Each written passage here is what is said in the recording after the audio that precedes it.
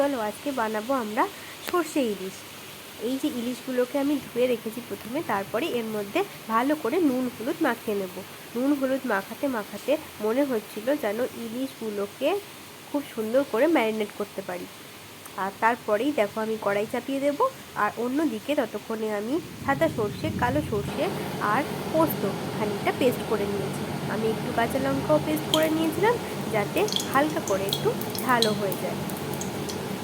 একটুখানি ঝাল হলে খেতে ভালোও লাগে। চলো গল্প করতে করতে দেখো আমি এদিকে কড়াই বসিয়ে দিয়েছি, আর কড়াইতে হালকা করে তেলও দিয়ে নিয়েছি। তেলের মধ্যে এবার আমি কাঁচা লঙ্কা ফেলে দিলাম, আর একটুখানি কালো জিরে দিয়ে দেবো।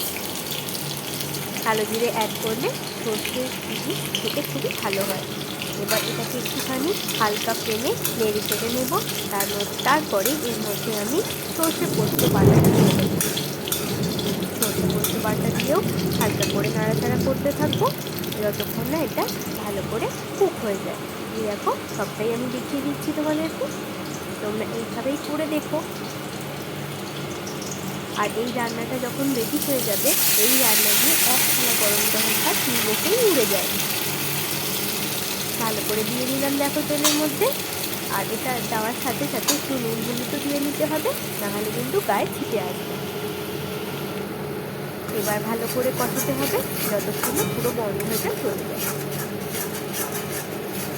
কষাতে কষাতে অন্যদিকে যে আমার ইলিশগুলো ছিল, সেই ইলিশগুলো ভালো করে ম্যারিনেট হয়ে যাচ্ছে, তাতে টেস্টটাও খুব ভালো আসবে।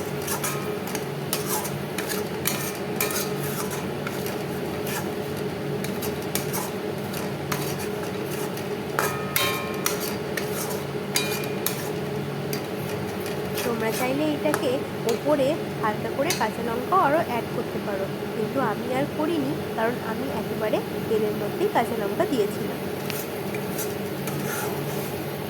এই দেখো আমি তুলে দেখাচ্ছি যে আমার হালকা হালকা করে হয়ে গেছে, এটা গন্ধটাও চলে গেছে। এবার আমি যে জায়গাটায় সর্ষে পোস্ত রেখেছিলাম, সেটাকে জল দিয়ে হালকা করে ধুয়ে এই জলটা দিয়ে দেবো।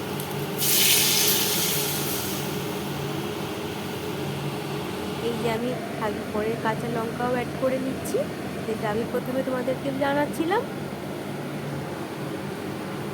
তারপরে আর একটু জল দেব, দিয়ে আমি মাছগুলোকে ছেড়ে দেবো এর মধ্যে। তারপরে ভালো করে সব কিছু ফুটতে দেবো, আর ফোটা হয়ে গেলেই আমার গরম গরম একদম সর্ষে ইলিশ রেডি হয়ে যাবে।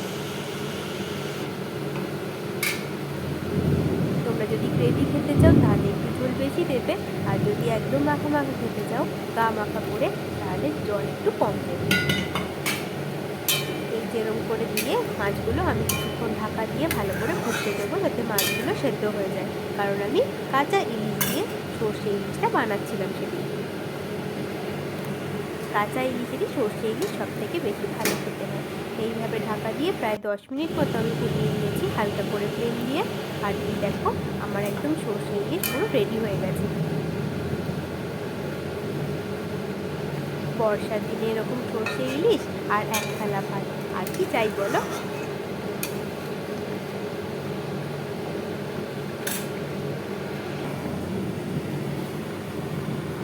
আমি একটু লাস্টে অল্প করে চিনিও দিয়েছিলাম, যাতে টেস্টটা একটু ভালো লাগে। এটা চাইলে তোমরা স্কিপও করতে পারো।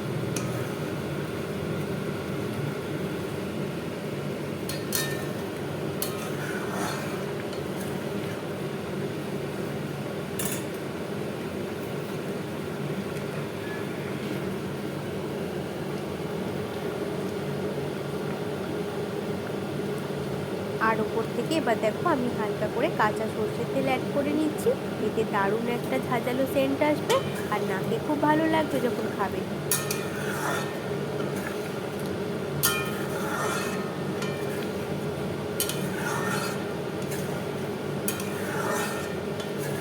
তোমরা কিন্তু এইভাবে বানিয়ে খেও, আর আমাকে জানিও কেমন লাগে।